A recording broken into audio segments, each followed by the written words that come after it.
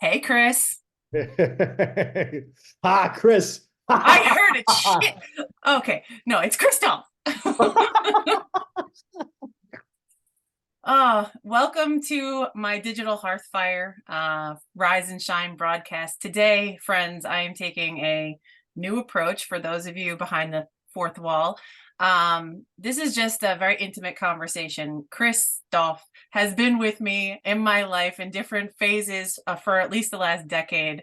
And although our conversations aren't every week, they go very deep, very fast. And on this auspicious date, December 11th, 2023, it is the day before my father's 4-year anniversary of becoming an angel and transitioning to the other side. And the powerfulness that has happened in my life since. And Christoph was one of my first phone calls. And I think we spent, Chris, I don't know, we were on the phone for like an hour and a half that time, and we just did like a ton of emotional inventory. So I just want to say thank you for being a really great friend and an inspiration to me in a lot of ways. And thank you for coming to chat with me and sharing with the world whatever the heck comes up here today. Yeah, thank you. I really appreciate that. It's funny, like we have these conversations, and it had skipped my mind that particular conversation until you brought it back. And I really appreciate that. It was great depth for the both of us.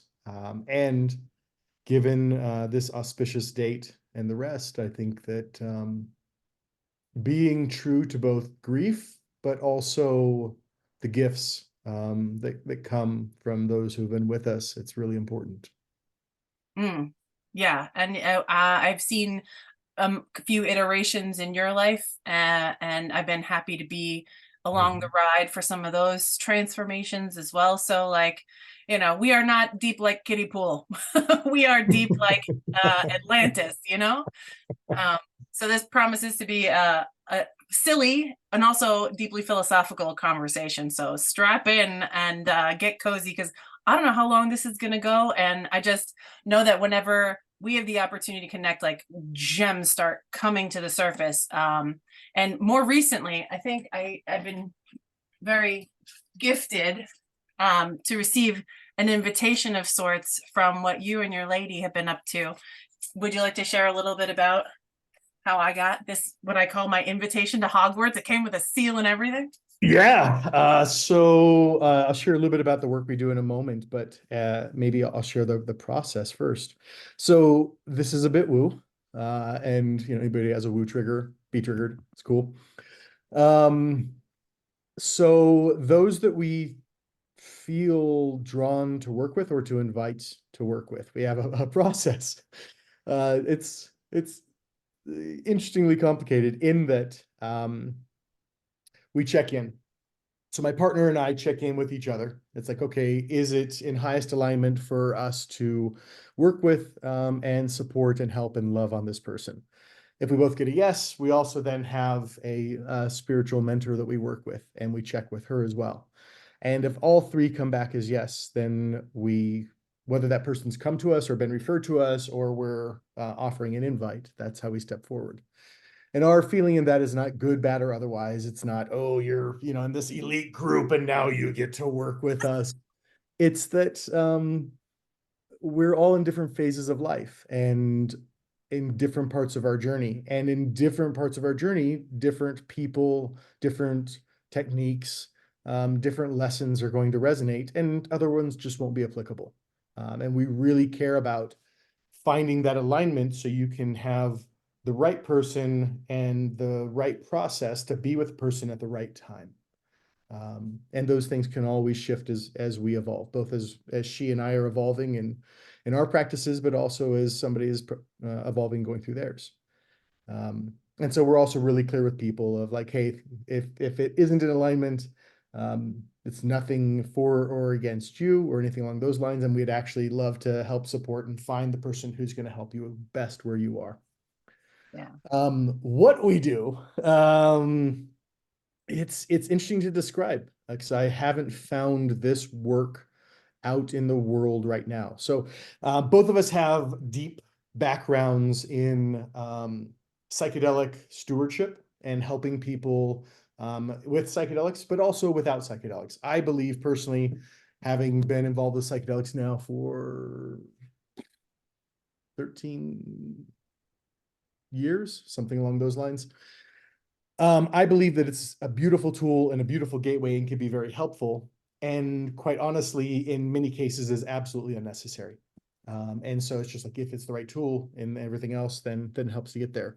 The work that we focus on is in helping people clear out their nervous systems of trauma and hurts. And those trauma can come with like micro traumas, little T's, like little things that were missed when they were a child. They can be big traumas, big T's, something very serious that's happened that has left a deep imprint on the nervous system, or just deeply from attachment woundings. So if you start to look at attachment woundings and internal family systems as structures, they're really important in understanding as a child goes through the development phases, what are the different needs that they have, and what are the different ways that they call out for love, care, and support to know that they are safe, even as they're exploring and creating their own identity and independence. And if enough of those calls for love and care, support, and connection are missed, a child begins to rewire to find safety in other ways. And those protective mechanisms are beautiful. They're really helpful. They've fucking helped me survive through some stuff that I wouldn't have been able to survive through, right? But they're not fully adaptive or fully aligned with somebody being connected to themselves, connected in deep relationships and intimacy, and also connected to spirit and above. And then as we've helped people clear those out, we have a spiritual bend. Obviously, I talked about the woo. From my perspective, it doesn't matter what somebody's relationship to God is or how they view and see and feel God, but we all have a spiritual connection. And so as we clear the nervous system of more and more hurts and trauma, we also then help more and more of that being, that soul, that essence, or you can think of it, if we're just talking the mental frame and we're throwing spirituality out the window for a moment, just in being more consciously present, right? And help more of that to become present within the being, within the body, within the nervous system. And our belief is by doing that work, then fully conscious, aligned beings come in, and then they can do the work that they were here to do in this world. And that could be as simple as being loving and caring to those around them or to their family. And it could be as high as creating a mission that's meant to shift the structure of humanity and take that forward. And we're along for wherever that ride is. So that's the longer explanation of the work that we do. It's called Hogwarts because as you referred to it, thank you for that, because there's a lot of fucking magic involved. And I don't mean magic like, let's just see how this works out. What I mean is magic by tapping into the things that are beyond the rational mind. Yeah, absolutely. And I think one of the more impactful conversations that we had, I don't know if it was like 6 years ago now, but it was powerful because you were workshopping and collaborating with entrepreneurs correct me if I'm wrong, from like around the globe about how to solve some of our broader human condition problems and how we as societies are trending in the future. And I'll never forget, you shared this forum. It blew my mind. My intellectual mind was like, hold on, I needed to go research now. But at the end of the day, it was summed up for me in that there was a video that you shared about like hell, and it was a black and white claymation video of those, very long spoons, and nobody could get the soup in their mouth. But when they started sharing and helping one another out, the world colored, and everyone stopped focusing on the self and started focusing more on collaboration. Yeah. And there are also phases along the way, right? So there are phases along my own journey when I've needed, it's been helpful to be more self-oriented, right? Because there's a certain focus on self and energetics, not to the exclusion or hurting others, but in order to allow for me to become healed and centered enough to then be able to show up into the world, right?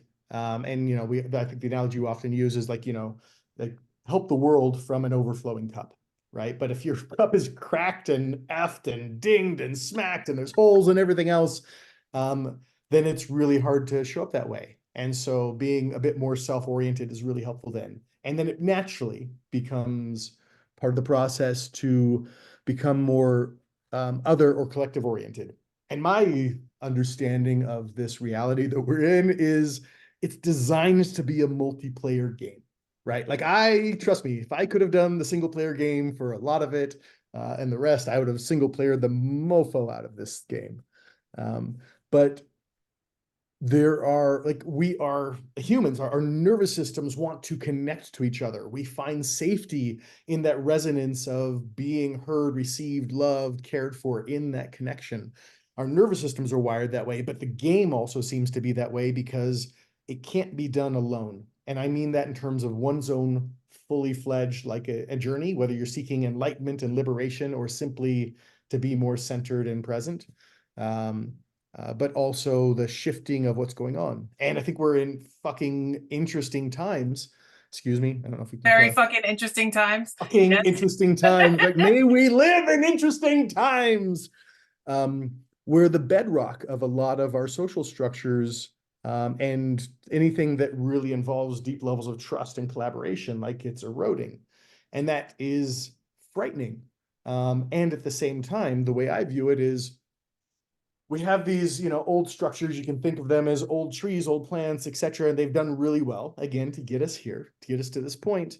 And now we're at the point where they need to decompose. They need to break down. They need to be chopped up. They also need to be, munched by the fungi in order to create fertile soil so that we can create the structures that are going to serve humanity for the next round of evolution.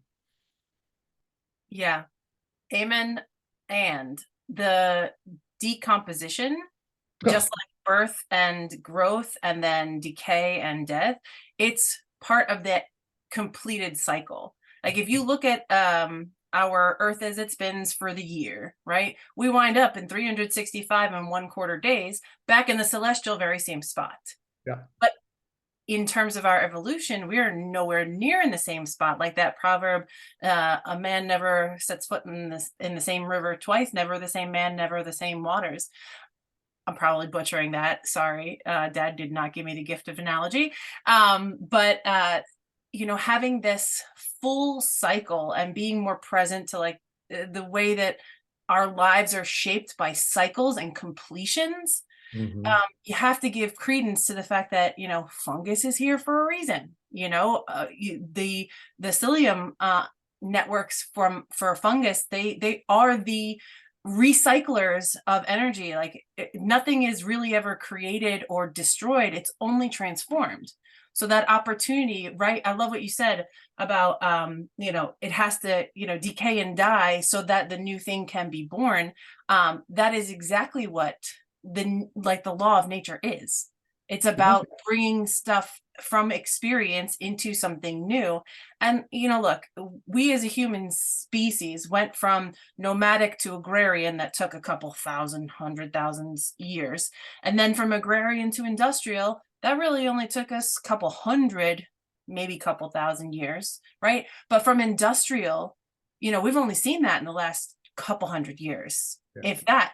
And we're on the cusp of something brand new. So like our iterations are becoming faster. And what gets to come next, I reference Alvin Toffler's work, I think it was Third Wave, is that we are on the cusp of the most highly technological and highly humane society that humankind has ever seen. And in order for that to be ushered, there's a demolition crew component that comes along with that. 100%. And this is, you're right about the increasing speed of the cycles, but we're also cycles within cycles. Like two analogies that I think are helpful. One is you reference the solar system, right? So we have Earth moving around the sun in this circle ending at the same point, and it doesn't end up at the same point because then the sun in the solar system is also moving around the enormous giant super black hole at the center of a galaxy, right? So that time and space is continuing to move around and around and around and around and around. And so you end up at the end of a cycle in a similar place that rhymes with other times in that cycle, but isn't the same because it's a different place. And then like integral theory is really helpful if you're starting to look at how we as humans and we as cultures, we as society evolve. And it's funny, like I really appreciate this because I had this visual and then I found it again when I began studying integral theory, which for me was one of those things, oh, I found an intuitive knowing, and then it was reaffirmed by things that other people have learned over time. And the way of that, I start to think integral theory and spiral dynamics is, we think that we go in these cycles that's like a big circle, but it's not, it's a spiral. You're continuing to spiral upward, right? And so you may hit a very similar point in life. Like, if I may say so, because I have passing of parents that's coming up here in a few weeks as well. Like you're going to end up, in December at that point of the passing of your father, right? But the you that shows up there is going to have a completely different set of experiences, a completely different set of consciousness, and to be at a different level, not good, bad, or otherwise, but simply a different level when you get there. And so your experience of what that day is going to be different. The experience that I will have coming around, is it 15 or 16 times? I think it's 16 times to the passing of my parents. Like that day will be very different for me than it has each time past. And so we spiral upwards. And not only do we spiral upwards, but then it's like this sine wave within the spiral as we go. We have these ups and we have these downs. And so it's one of the reasons that it can be hard to track our progress as we go on these journeys, is because it's not linear, which our mind wants to make it. Yeah. And it's also not always up or always down. It's going in these waves in a spiral pattern, that when you begin to view it in that way, gives you the perspective to have compassion for self, and for me, to be kinder with myself than the harsher ways when I feel like I haven't gotten anywhere, I backslid or nothing works, and all those things that can come in the more challenging times. Yeah. And isn't it so human to think linearly about all the times when I remember myself in arguments with family members when I was young, and now like I'm the elder in the conversations with my children about, you always enter phenomenon, because in that moment you always, whatever that is, you're remembering in that moment in time all of the times that aggregated up to the enormous feeling that you're having at that moment. You're only focusing on and remembering and bringing into your awareness energetically at the acquiescence of literally any other type of awareness. Just Yeah. all those things come forward and are present in that moment. You always get frustrated with me when I come home late, when I don't do what you asked me to do in the moment that I ask you. And I'm saying that's not unique to any individual per se, because that experience of you always, that's the linear plotting out of the awareness that you're only calling in that moment.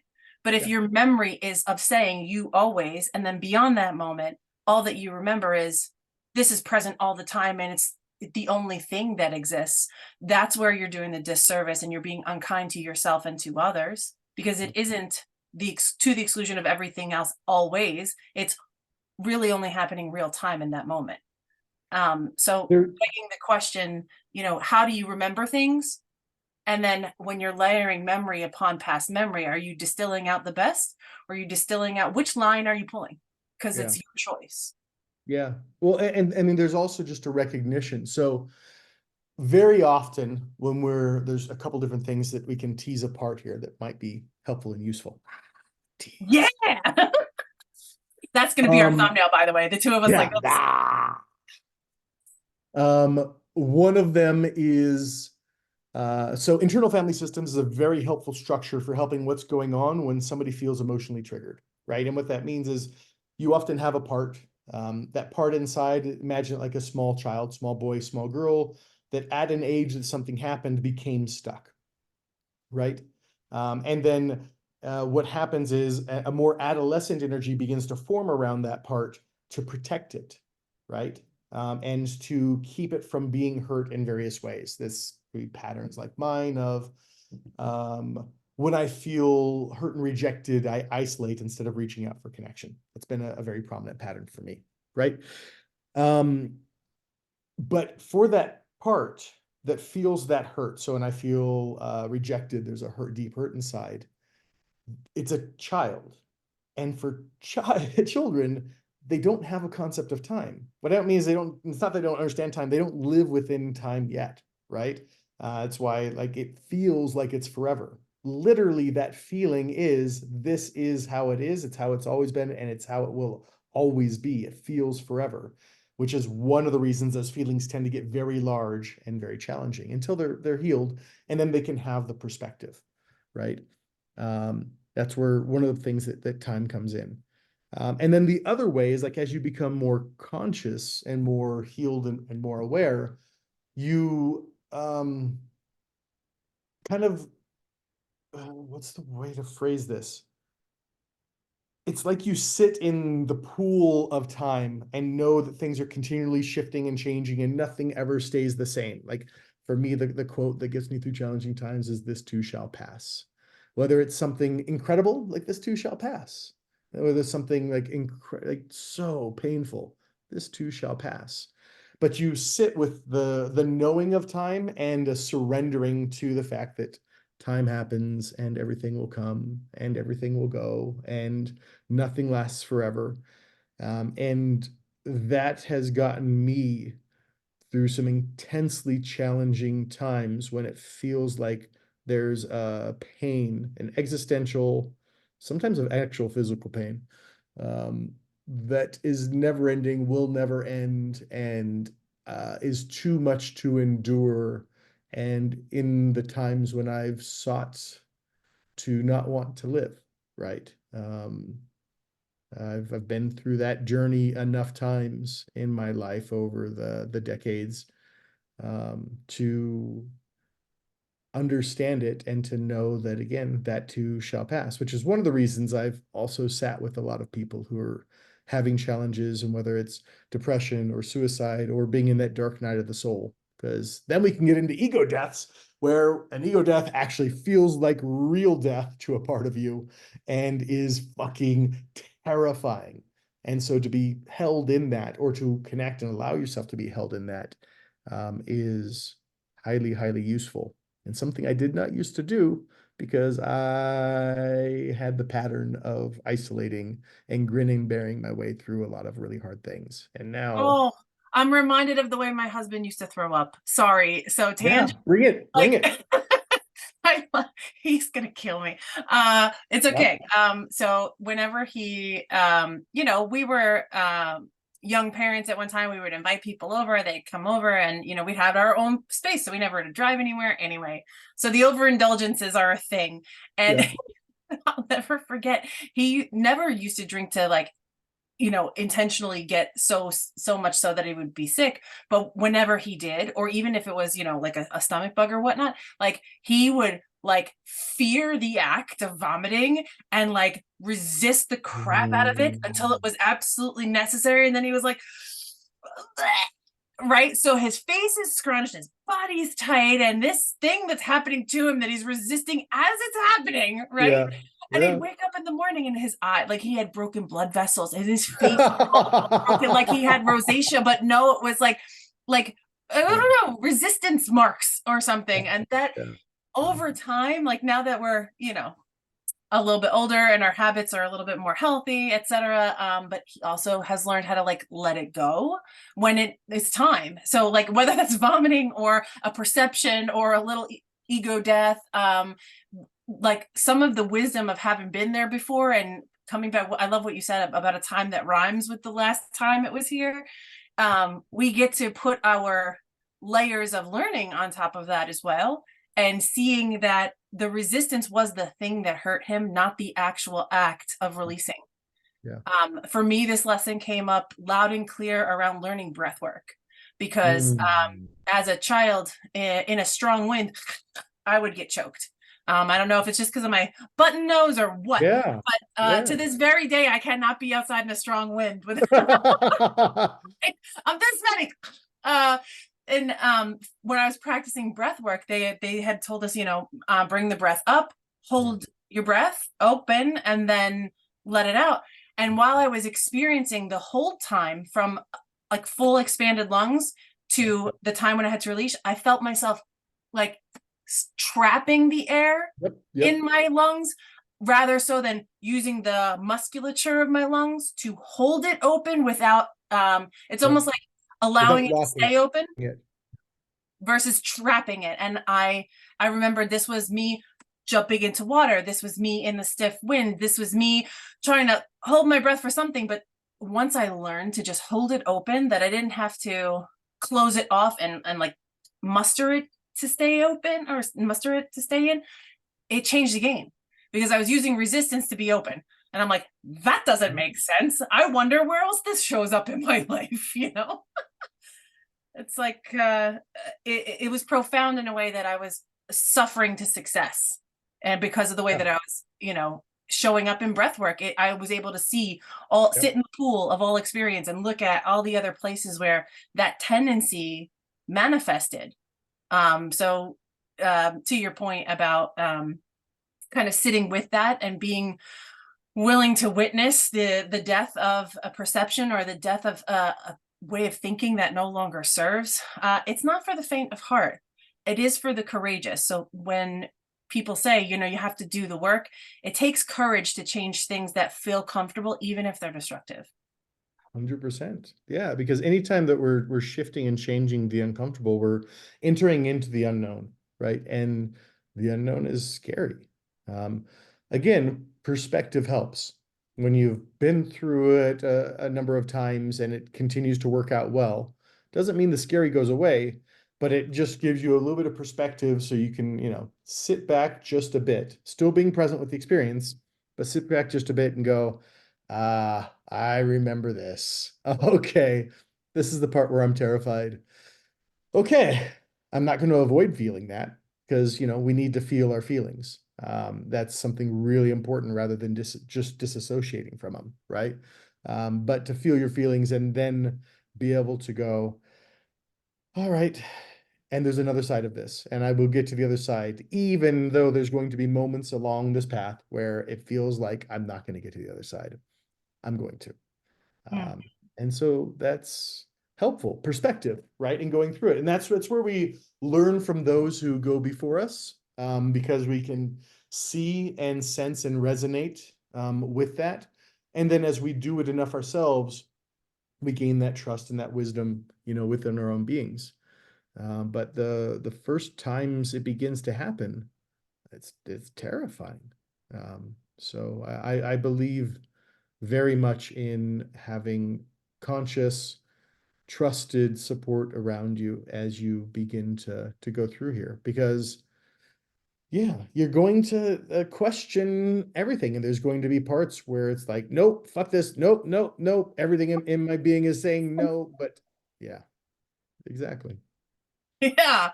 Can I tell you, it was terrifying to do my first real estate deal. Oh, no doubt. God, I actually had somebody literally look me in the face and go, you came here to do deals. Why are we, when are you going to do? And I left that conversation crying. But it was so cathartic for me because I was hiding. I was hiding from what I had done all this work. I was like 95% of the way there. I had the people, I had the money, I had the marketplace, I had the deal flow, all of it. But I was like, pulling the trigger was so like, because all the pieces were lined up. And I thought, I need to know more. I need to, it's going to take a lot longer. I was convincing myself that, no.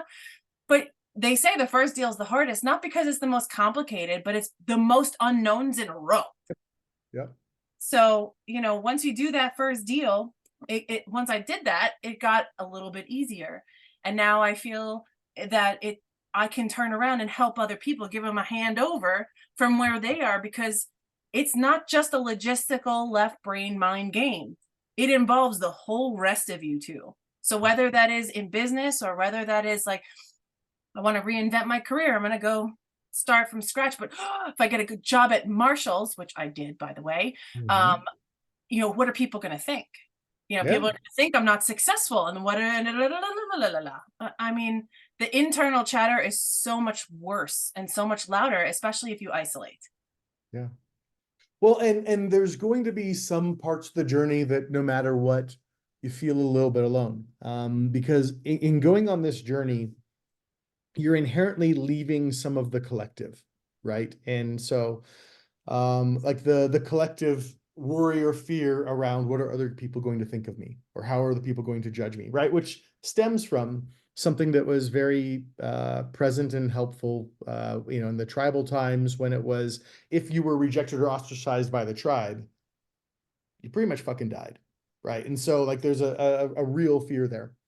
But it's been used against us. It's been used against us in order to create conformity, or to limit the expression, or to limit what I consider, you know, the aim of my life and that of some others, which is true liberation. Um, and so as you begin to trend away from that band of collectivism, um, you're going to feel more alone. You're going to find other people, you're going to find other connections, but there's going to be these terrifying feelings where the signals of connection, the signals of appeasing others, the signals of feeling recognized because you're doing what the collective wants, like you start not feeling those anymore. They're not filled by anything. And that creates a scary experience within the nervous system and within the mind. And the mind can create a lot of fucking stories about that. But then as you go out, then you find other connections, and connection begins to come back in. So again, these things come in cycles, they come in waves. You're going to feel more alone, and then you're going to feel more connected than ever. And then, you know, so on and so forth. I don't know that there is a part of my journey over the last couple of decades that hasn't involved that experience of, you know, feeling scared because I'm leaving behind some type of safety net, or some type of collective belief and ideal, in order to find and be even more me. And I don't mean that to in any harm to anybody else out there, but I believe that we're each incredible, beautiful beings, and that one of our greatest gifts ever given is free will. And in order to exercise that free will and sovereignty, we have to um, be consciously aware of what we're opting into, and absolutely opt in on, you know, the rules, the patterns, the paradigms that fit for you and your morality and your ideology and your true being. Um, but you don't need to play by those rules, ideologies, and everything else, when they are inhibiting the being that you are, right? Yeah. Now, this can get into, I'm sorry, I know you're probably gonna say something, Keep going. You're on a roll. but this can also get into, yeah, but what if my true being is to go out and slaughter a bunch of people, right? Um, my experience of that, because I've had experiences where I wanted to fucking kill people, and I don't mean that euphemistically. I mean, like, Like viscerally. I have been in touch with the very dark masculine within me, and knowing that I could fucking kill. Like, I have no doubt about that. Um, and I know that the shadow side of that is to hurt others in retribution, or to hurt others proactively, or whatever else, right? But once that's healed, and the trauma and the hurts and the shadows and everything else on that is healed, then it shows up as the protector. Oh no, I will do whatever it takes to protect and to care for and to provide, you know, for those that I've chosen to take stewardship for. Mhm. And so I believe that with especially the healing path, that the full expression of anybody is going to involve love. And in that love, there will be compassion. And in that love and compassion, there can also be very decisive, very firm, very harsh actions. But it's not done from a place of wanting to hurt, and instead done from a place of, I will protect. I do see that very much in whether you're a male or a female or not. like this Oh, energy. Mama Bear and her kids? Are you fucking kidding me? Yeah. Woo! Yeah. That intensity and that willingness to like my my husband tells the kids, he's like, um, I will protect you. And you're a dad and you make sure you're in that energy of loving and blah blah. He goes, but don't get it twisted. Don't get me wrong here. I'm not a good guy. I'm just gonna make sure that you're protected. What does that mean? That means everybody else is up for debate, you know? But that energy of like fierce love and protection comes from a place of the willingness to be the full scope of that human experience. And from knowing that, you know, empty threats from weak people sometimes sound worse than they are because the people who realize the drastic nature of the deep dark pieces of self, they go, oh, they must really mean it. But that's why there's believe none of what you hear and only half of what you see, because your experience has to do with where it anchors in you. You hear something and it triggers a memory, or you experience something and it brings up a piece of you. So we are all individuals living this collective life, and what one person says not isn't necessarily what somebody else hears. And back to your point about making conscious choices to evolve away from the collective, some tool that I've learned that is very useful is being a people pleaser, or Mhm. someone who doesn't like to make people angry or upset, not rock the boat. And the shadow side of that is you're resentful and angry to everybody, right? But when you make a choice to evolve to become your best self and get to know your expression of you the most, it's not against you, it's for me. Yeah. You'll have occasion to have dialogue with your relationships. And when people say, you're making me feel bad.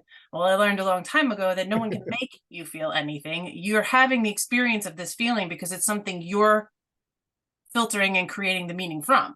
Yeah. I'm not making you feel some way. I'm making a choice for myself, and I get that it's affecting you in a way, and I can appreciate that. And it's not against you that I'm making this decision that seems to be disadvantageous to you, or you're viewing it in this disadvantageous way. It is for me. And you have to get really comfortable being uncomfortable in those situations in order to evolve, in order to courageously move towards that greatest expression of self. Yeah. And there's an evolution that comes up here. So just a couple of weeks ago, I completed something called Warrior Week, which is think of it like a mixture between a men's group, Navy SEAL training, and deep emotional and spiritual work. Like kind of like all that wrapped into one. And I grew up with around a lot of military. My stepfather in particular was Army. Um, and there was an evolution that happened with me throughout the process. At the beginning of the process, when they would say, do X, Y, and Z, a part within me that I could tell is just an old, unhealed part was like, fuck you, don't tell me what to do. Like I was very strong-willed and stubborn, but had extreme emotions come up. And whenever I feel an emotion that's out of proportion with what happened, I know it's a trigger, right? And so I begin to investigate. Okay, do the work in it. But as I did that more and more, like there was an occasion, and I won't get into the details right now, but there was an occasion during Warrior Week where there was an ultimatum given to me, like either this or this. Um, and because I had spent so much care and attention healing and working and integrating that part of me that was like, fuck you, you can't tell me what to do and everything else. It's kind of like that stamping your feet, I'm mad, blah, blah, blah, right? Um, I could come at it from a different place. And there was still that same firmness. Me personally, I have a very strong will, right? Which the shadow side of that is stubborn and all the rest. But the other side of that is I will stand for what I believe to be true. And so when that ultimatum was given to me in Warrior Week, like I could feel the truth of what was true for me. Um, and not out of an anger, not out of a hurt, not out of anything else, but out of my will is strong enough. I will make the choice, even though you are 3 times my side and could beat me to a pulp, and you're in leadership of this, and all the normal will is to conform to leadership. No, Like, this is my truth. I will walk away right now. And began to. And then that opened up different discourse for us to allow us to find a better relationship. The reason I'm sharing that is, if I hadn't done the work in the beginning and I was given that ultimatum, one of two things would have happened. Either I would have gone, oh, fuck, you're the one leading this and I have no right to question, which doesn't fit my personality profile, so I probably wouldn't have.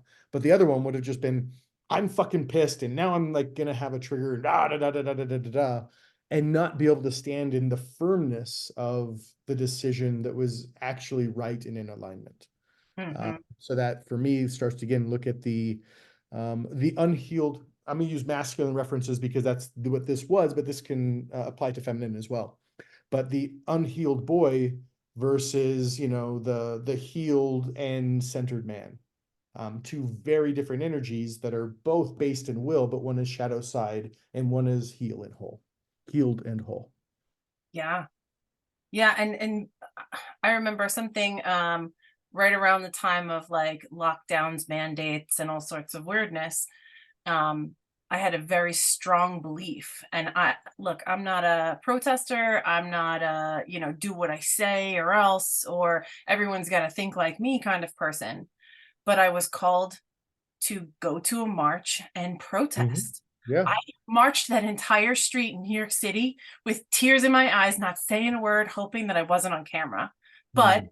I had somebody who was like 4'11" and like 100 pounds soaking wet who told me, if this is the hill that I die on, this is where I go. And Yeah. something like distilled inside of me that like made me understand all of the things that I say with passion that I'm committed to. I'm not just casually saying these things. Yeah. Like I trained with Jesse Elder, and like in one of our trainings, he made me do freaking boxing, right? Yeah. So Oh I'm yeah. there doing like the 1-2 Yeah. punch, right? Yep. And after this is like 8 years ago now, but after I'm done, I was like, wow, that was intense. And he goes, you are intense. Yeah. So like having that conviction to stand on that hill and be inspired by other people who were standing up for their values, although at the time it was not common consensus. It was not what everyone else was, picketing for per se, but having the solidarity in my body to say, well, if there's a quote from Hamilton, I'm going to butcher it. I think it says, if you don't know what you stand for, no. Mm. Forget it. Yeah, I don't know the No, quote, no, but I don't know the line, but this is going to the same thing. So, like, if you haven't done this exploration and whatever else, like, quite honestly, like, you're manipulatable and malleable, and that was it. somebody essentially will use your convictions to align you with their desires, which may not actually be in your best interest. That's Yes. how a lot of manipulation and politics and everything else works, right? If you don't know what you stand for, what will you fall for? There you That is go. that it There is you right there. go. You can be 100%. easily manipulated if you don't have that conviction. And bringing it back to like the feminine and the people pleaser, and you always have to serve and neglect the self. Like now is the time where we get to upend a lot of that past Mhm. conditioning, because we're all being called in this age of disruption to reassess what actually is true. Forget about what you've been told was true or what you've been taught to think. Now, the job of people who are alive today on this planet, our job is to understand, well, question all those things. Nothing is sacred to not be under the microscope for Yeah. personal review. Yeah. And that's the only thing that has ever moved the world forward, is someone's conviction in their beliefs, and then being willing to stand in it and being willing to stand up for it. Mhm. Yeah, it's again, oh God, my inner Leo is like roar because Well, and so I mean, this also starts to get into, and we've both used masculine and feminine a fair amount. So, my view and a framework I use that often is, we have masculine and feminine energy, and every being has both. You may have it in different proportions, so might be more masculine and feminine, but we all have it, and there's some type of balance or harmony that works for that person, to come in and come through, and both are equally important. Um, I also personally feel that I hope this is a paradigm that the world takes on. So this is now a belief rather than, any type of truth. But it feels like one of the things that's beginning to break down is, we went for a long time. It's often, referred to as the patriarchy, but the way I'll refer to it as men and masculine and feminine are different, especially men and women, for identifying it as sex, but unequal. One has more value than another, which is fucking bullshit from my perspective. That's my view. Then we went to, okay, they are equal and the same. Better because now we're going, they're equal. The same, male and female, masculine and feminine are not the same. They're good at different things. One is more logical and direct. One tends to have more access to creativity and flow, and the rest. One is more nurturing. One is firmer. Like you have these different components. And so the world that I hope that we get to enter into is one where there's full respect and appreciation, where male and female, masculine and feminine are absolutely equal. There is no difference in value, but they are different. And we get to respect and appreciate and utilize the differences that come with that. And it's the same for individuals. Like I know two individuals are the same, and we get to appreciate and respect and benefit from the individuation that happens. And yet every being, from my point of perspective, my view, should be of absolute equal worth. Every life should be worth the same as another life, care to the same, which is where I hope that there's greater equal opportunity in the rest. So those are paradigms that I hope begin to come up from this fertile soil that we're creating, and ones that I see in my bubbles, but I don't know if the world is going to take that on in this particular revolution or not. Yeah, I think if I were to kind of surmise that this and then what gets to come next, it would be a world of high value and equanimity, Yep. not necessarily homogenization. When we think of equality versus equanimity, we are linearly equating, 5 is worth 5 and 10 is worth 10. But in equanimity, 5 over here might be worth 10 over here. But knowing that there is harmony, I think that is the goal around balancing these energies within oneself. And because we're all wired differently, some of us have more masculine than feminine. Hell, I grew up, financially speaking, in my career in the financial services industry. You got to bring a lot of masculine to the table to be a woman in that industry. Fuck yeah. And I also grew up with a strong father figure who was super open at heart, so I learned emotional intelligence, but that's typically really feminine.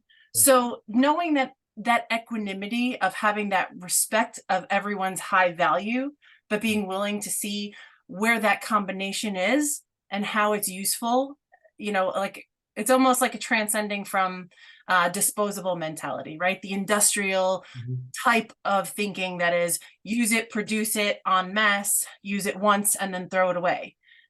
That is dying. That age of thinking is going away. It's currently under demolition, which is why we're seeing so much polarization in our social spaces, because everything's up for debate. In this age of disruption, everything is up for renewal. And nothing is on automatic.